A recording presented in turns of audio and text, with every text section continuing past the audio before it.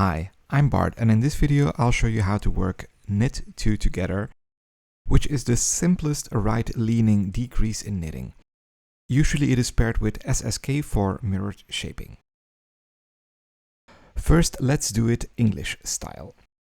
This is very straightforward. You insert the needle knitwise through the next 2 stitches on the left needle, and you knit it, and that's it. Let's do it again.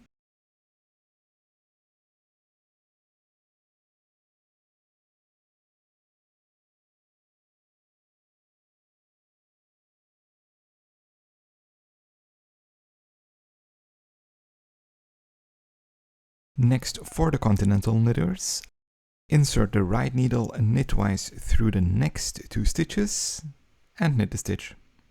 It's very straightforward. Let's do that again.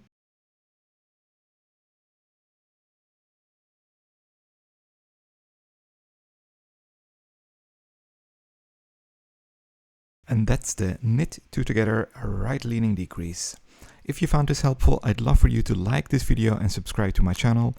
I'm uploading more knitting techniques, tips and tricks weekly. See you in the next video.